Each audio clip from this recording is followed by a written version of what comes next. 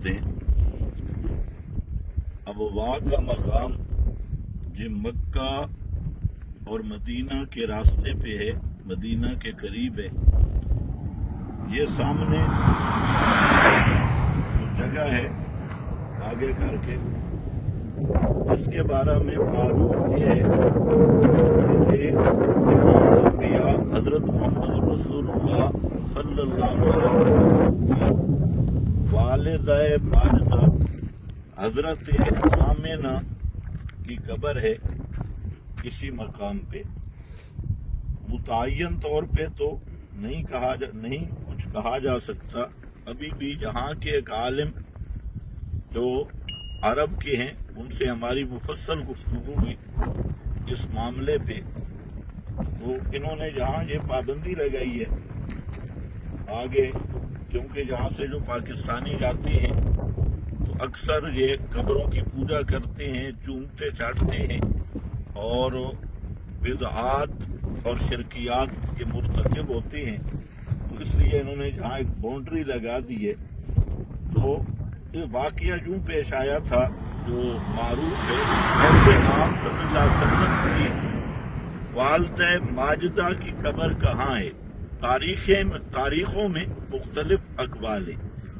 ایک قول یہ ہے کہ آپ صلی اللہ علیہ وسلم کی والدہ ماجدہ ننہال میں پیغمبر کریم صلی اللہ علیہ وسلم کے ماموں یعنی اپنے بھائیوں وغیرہ کے حضرت آمنہ اپنے جس کو میکے کہتے ہیں اور پیکے وہاں گئی تھی، اور واپسی پر ام ایمن اور نبی کریم علیہ السلام کی عمر کم تھی 6 سال کے قریب، تو اسی مقام پہ وفات ہوئی اور اسی مقام پہ ان کی قبر موجود ہے.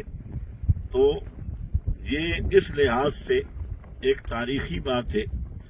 دوسری بات جو سمجھیں، جو اصل سمجھانا مقصود ہے کہ آج کل امام الانبیاء صلی اللہ علیہ وسلم کے والدین کے متعلق دو قسم کے لوگ ہیں.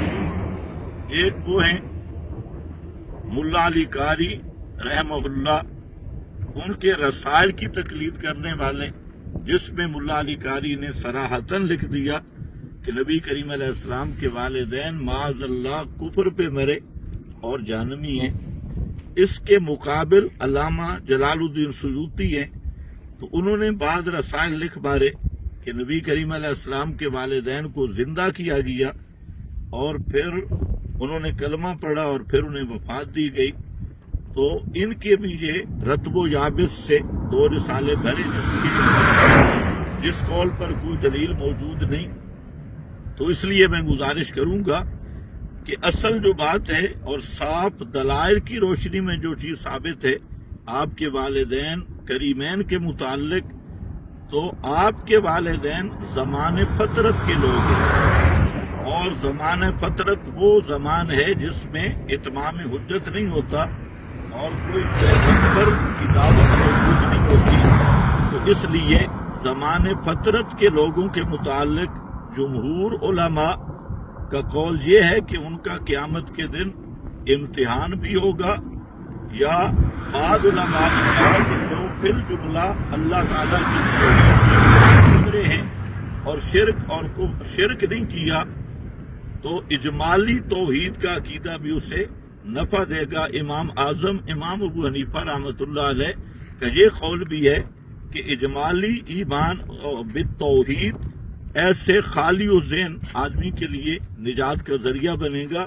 تو حاصل یہ کہ نبی کریم علیہ السلام کے والدین کریمین وہ زمان فطرت کے لوگ ہیں، ان کو قطعی جہنمی کہنا یا روایات ضعیفہ کی بنیاد پر احیاء کا قول کرنا، یہ دونوں قول غلوب پہ مبنی ہیں. اصل بات یہ ہے کہ زمان فطرت کے لوگوں کے متعلق کف لسان بہتر ہے اور ان کا معاملہ اللہ کے سپرد کرنا چاہیے. مفوض اللہ ہے، امید اللہ سے یہی ہے کہ نبی کریم علیہ السلام کے والدین انشاءاللہ راضی ہوں گے اور انشاءاللہ العزیز وہ جنتی ہوں گے. اللہ ہمیں ہر قسم کے غلوب سے محفوظ رکھے. وآخر دعوانا الحمدللہ.